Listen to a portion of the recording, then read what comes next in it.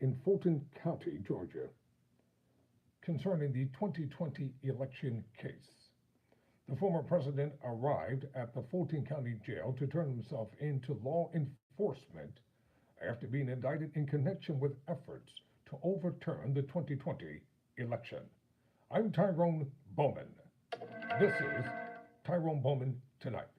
According to the Los Angeles Times, former President Trump surrendered to authorities in Georgia on Thursday night after being indicted last week and accused of conspiring with allies to overturn the 2020 election that he lost to Joe Biden. After turning himself in at the Fulton County Jail in Atlanta, Trump was booked and photographed, something that did not happen in the other three jurisdictions in which he has been indicted, making him the first U.S. president to receive a mugshot. His booking record listed his height as 6 feet 3 inches and his weight as 215 pounds.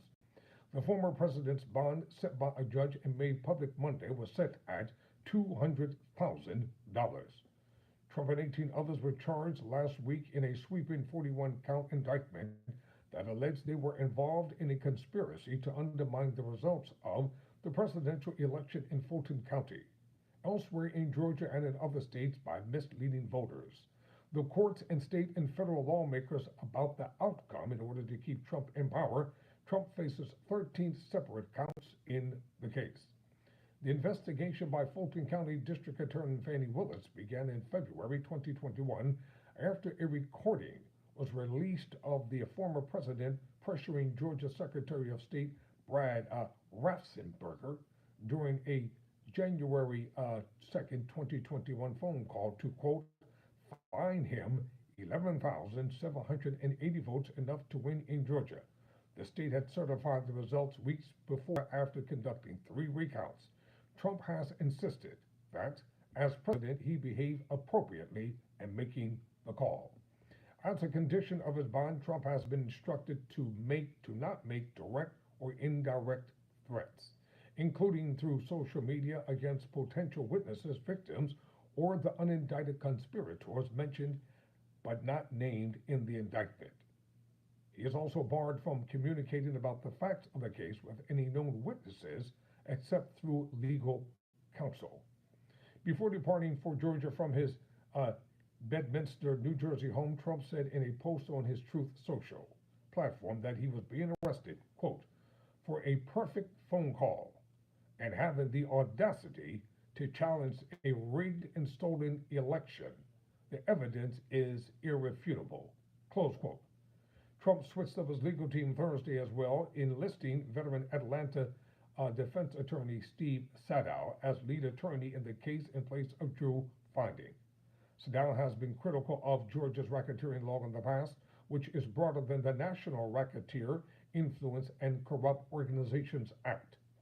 The indictment lays out a sprawling effort that included false representations in the courts, false accusations made by Trump and others against a pair of poll workers, and misusing the Justice Department to try to convince state lawmakers to overturn the results.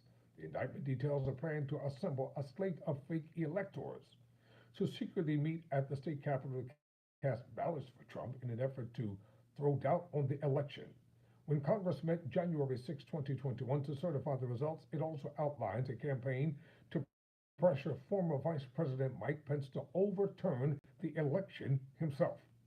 During their proceeding and the successful effort to copy the Coffee County, Georgia election system on January 7, 2021.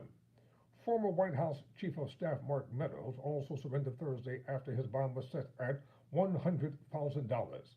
His request to have his arrest delayed as he works to move his case to a federal court was rejected Wednesday by a federal judge. On Thursday, Willis moved her request trial start date from March 4th, 2024 to October 21st.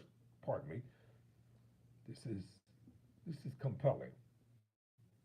And it's also a sad day here in America that a former president of the United States has been indicted. It's nothing to be celebrant of, because this is a stain on the nation.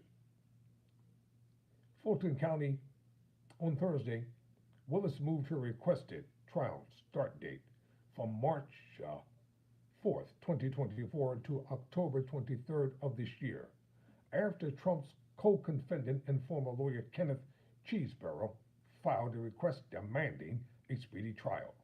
According to a court filing, Chesebro is accused of organizing slates of fake electors to meet in several states.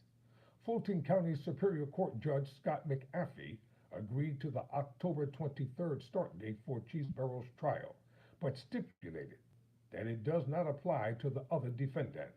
He has not yet set a trial date for the others. Willis has said she wants to try all 19 defendants at the same time.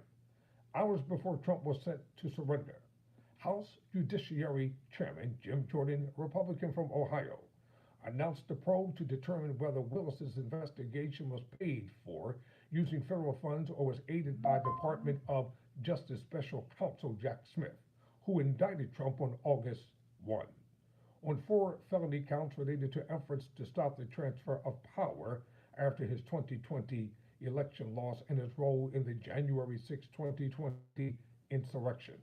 Most of Trump's 18 co-defendants have appeared at the Fulton County Jail over the past few days to be booked ahead of a 9 a.m.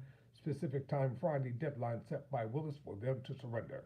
Trump's former personal attorneys, Rudolph W. Giuliani and Sidney Powell, were processed and released on bond Wednesday along with 5 others.